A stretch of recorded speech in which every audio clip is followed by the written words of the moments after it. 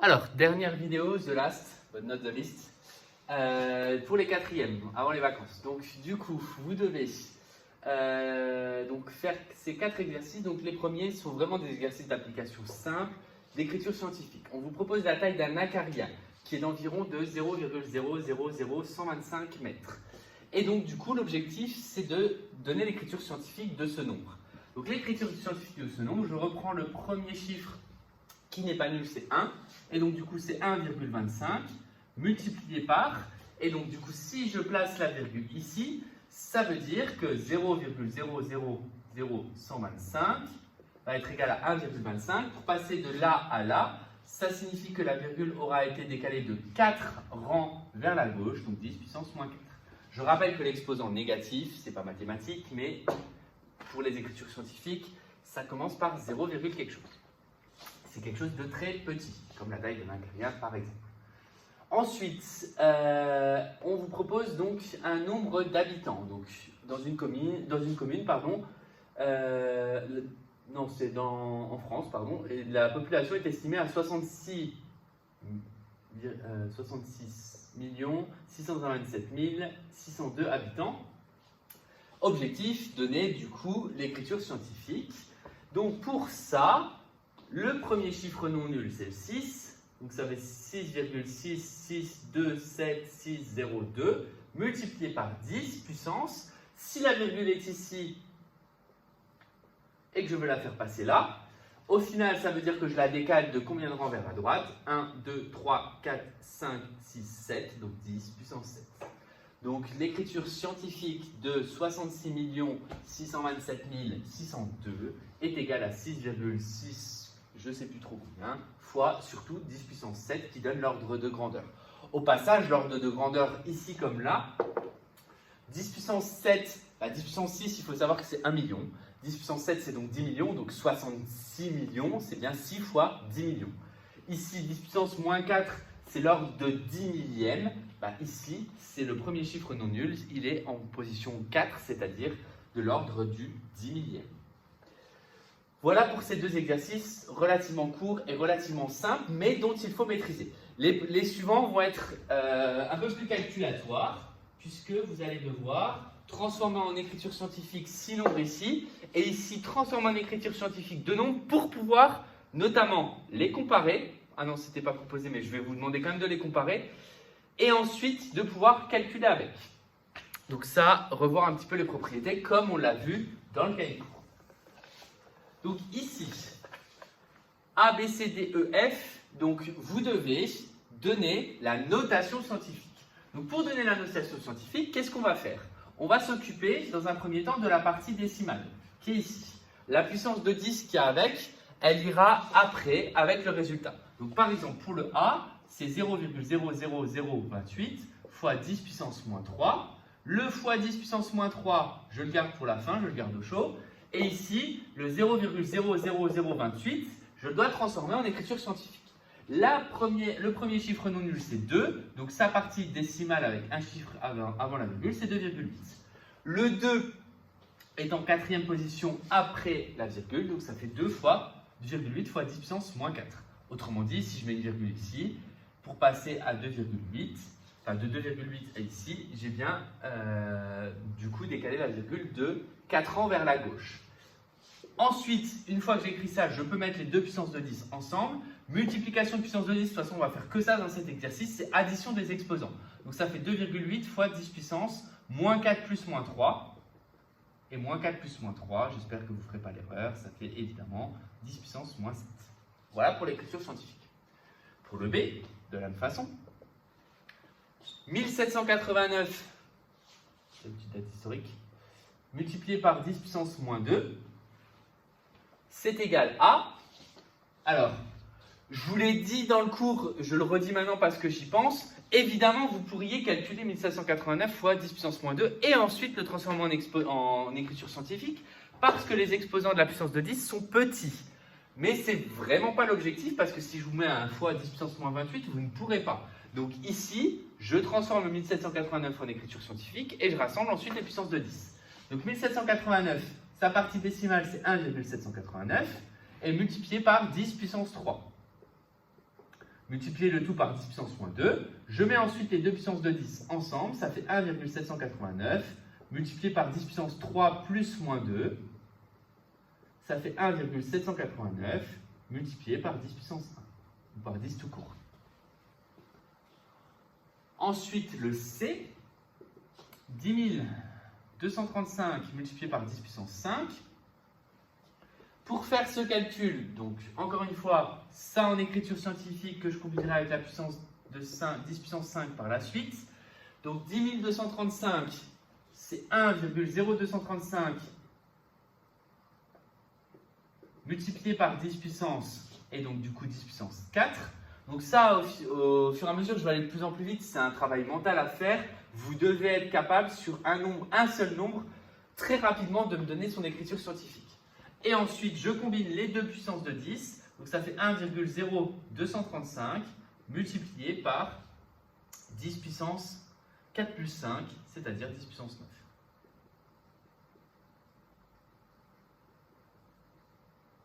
Encore une fois, ici, vous voyez que de là à là, j'aurais pu très bien écrire 10 puissance 9 directement. Je fais l'effort d'appliquer la propriété.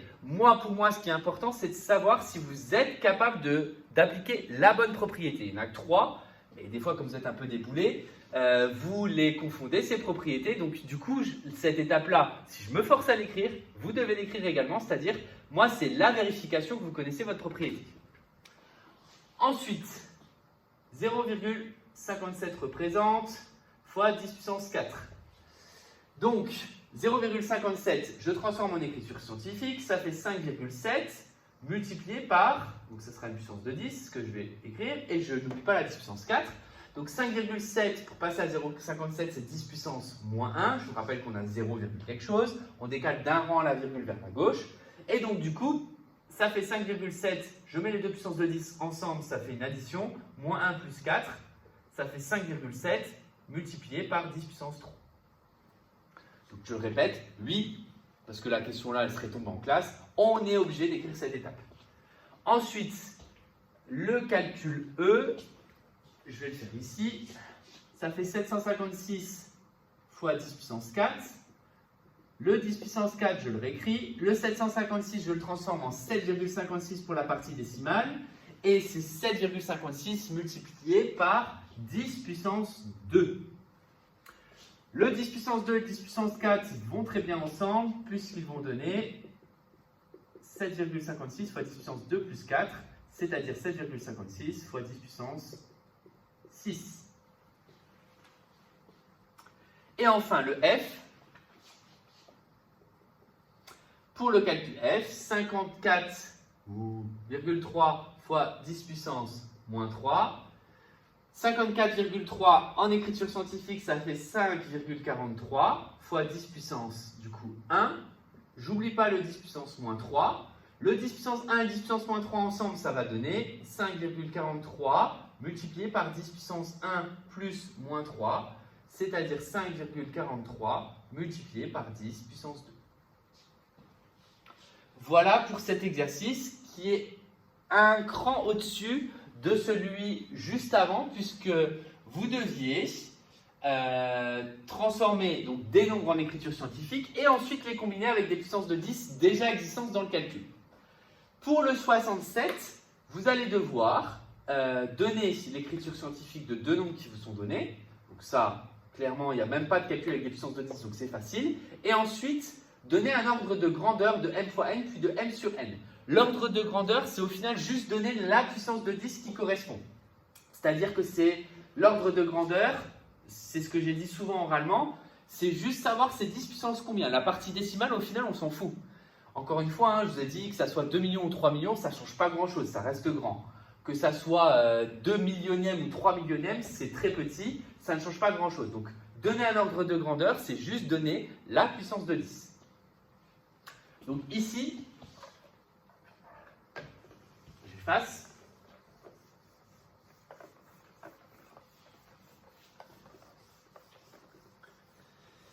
Exercice 67 pour ensuite vous souhaiter de bonnes vacances. Donc, le calcul M est égal à 37 209 540, écriture scientifique. Alors Alors là, clairement, l'écriture scientifique, je vais réécrire ma virgule placée au bon endroit. Donc 3,7209540. Et je vais me poser la question de, pour passer de là à là, je dois la décaler de combien de rangs vers la droite, puisque c'est un exposant positif, parce que 37 millions, ce n'est pas du type 0, quelque chose. Et donc 37 millions, c'est encore une fois 3 fois combien de millions? 3 fois 10 millions, et 10 millions, c'est 10 puissance 7. Ça veut dire que de là à là, j'ai décalé ma virgule de 7 rangs vers la droite. Vous pouvez compter avec les doigts si ce n'est pas visible. Ensuite, pour le calcul n, on a du coup 0,00617 à transformer en écriture scientifique. Ça fait donc 6,17 pour la partie décimale. Et pour aller encore une fois de là à la ligne du dessus, je dois multiplier par une puissance de 10 avec exposant négatif parce que c'est du type 0, quelque chose. Et en combien de rangs? C'est 10 puissance 3, donc 10 puissance moins 3. Au passage, si vous devez comparer le nombre m au nombre n, évidemment, en écriture décimale, 37 millions, vous savez que c'est bien plus grand que 0,00617. Ça, il n'y a pas de souci. Maintenant, si vous n'êtes pas capable, parce que les puissances de 10 sont trop grandes, de les écrire en écriture décimale et qu'on vous demande de les comparer. Je vous rappelle que comparer, c'est dire lequel des deux est le plus grand. Donc, utilisez le symbole, ça c'est le symbole plus petit, ça c'est le symbole plus grand. Si on doit les comparer, la première chose à comparer, c'est les puissances de 10, c'est-à-dire les ordres de grandeur. Donc l'ordre de grandeur, ici c'est 10 puissance 7, et ici c'est 10 puissance moins 3. Les comparer, c'est celui qui va avoir la plus forte puissance de 10. Parce que 10 puissance 7, c'est 10 millions, mais au final, 10 puissance moins 3, c'est 1 millième. Donc entre 10 millions et 1 millième, évidemment, c'est 10 millions qui est bien plus grand. Donc là, clairement, si vous devez comparer deux nombres en écriture scientifique, ou un nombre en écriture scientifique et un nombre en écriture décimale, il faut utiliser les deux mêmes écritures, c'est-à-dire soit les deux en décimale, soit les deux en scientifique. Mais je vous conseille quand même tous les deux en scientifique, et c'est celui qui va avoir la plus grande puissance de 10 qui va l'emporter. Au cas où, si les puissances de 10 sont identiques, c'est la partie décimale qui va nous permettre de décider. Donc si là j'avais 10 puissance 7 et que là j'avais 10 puissance 7 aussi, ça serait le 6,17 qui serait plus grand que le 3,7. Mais au final, dans le cas là, le 3,7 a beau être plus petit que le 6,17, c'est la puissance de 10 qui l'emporte. Donc c'est vraiment important de comprendre que c'est l'ordre de grandeur qui détermine du coup qui est le plus grand. Pour une fois, le français est logique. Donc, vous devez donner ensuite un ordre de grandeur du produit m fois n et du quotient m sur n.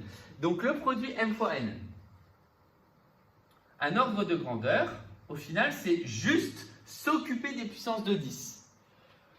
Mais, il y a quand même un petit bémol là-dedans, c'est qu'il peut se passer que quand je prends les parties décimales et que je les multiplie ou que je les divise, ça rajoute un exposant à la puissance de 10. Donc là, ce que vous allez devoir faire, c'est tout simplement faire le produit des deux. Donc 3,72095, d'ailleurs j'ai écrit 0 mais ça ne sert à rien le dernier, fois 10 puissance 7, le tout multiplié par 6,17 fois 10 puissance moins 3.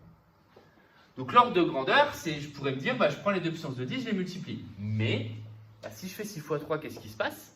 Ça fait 18. Et donc dans 18, je vais augmenter ma grandeur de 1, puisque je ne vais pas avoir un seul chiffre avant la virgule. Donc ça veut dire que ma grandeur va augmenter de 1, donc je vais avoir un 10 puissance quelque chose qui va apparaître. Donc là, calculatrice, on va regrouper celui-là et celui-là ensemble, les calculer. On va mettre les puissances de 10 ensemble, les calculer de tête, et ensuite voir si, en multipliant les deux là ensemble, est-ce qu'on obtient bien quelque chose du type avec un seul chiffre avant la virgule? Là, la réponse va être non, donc il y aura un petit calcul à faire en plus. Donc je calcule 3,72095 fois 6,17. Bon là, clairement, je vais utiliser la calculatrice. Fois 10 puissance 7 fois 10 puissance moins 3. Donc là, j'ai juste regroupé ce qui va aller ensemble. Donc la partie décimale, donc 6,17 multiplié par 3,72094, ça fait environ donc 22 22,958. Donc ici, je vais avoir 22,958,2,8,6,1,8. Je ne suis pas obligé de tout noter, vous verrez pourquoi. Fois 10 puissance 7 fois 10 puissance moins 3, bah, la propriété des puissances, la propriété 1, les exposants s'additionnent, ça fait 10 puissance 7 plus moins 3. Au final, le 22, si c'était 2, quelque chose, j'aurais mon ordre de grandeur, ça serait de l'ordre de 10 puissance 4. Mais là, comme le 22, bah, c'est 2, quelque chose, je vais mettre 3 petits points parce que vraiment, on s'en fout du reste, fois 10 puissance 1, bah, ça va changer mon calcul. Parce que ça va donner 10 puissance 1 fois 10 puissance 4, qui va donner 10 puissance 5. Donc, l'ordre de grandeur du produit, c'est de l'ordre de 10 puissance 5. L'erreur aurait été de dire, bah, je prends que les puissances de 10. Non, il y a quand même les parties décimales qui peuvent jouer. Le quotient, même principe, m sur n. Donc m, c'est 3,7209540. Donc je ne mets pas le dernier, fois 10 puissance 7. Le tout divisé par 6,17 fois 10 puissance moins 3. Donc là, vous voyez, on retrouve un exemple qui ressemble au tout dernier du cahier de cours. Je vais calculer donc la partie là ensemble. Donc 3,720 954 divisé par 6,17, ça fait 3,720 954 divisé par 6,17, ça fait 0,603 environ,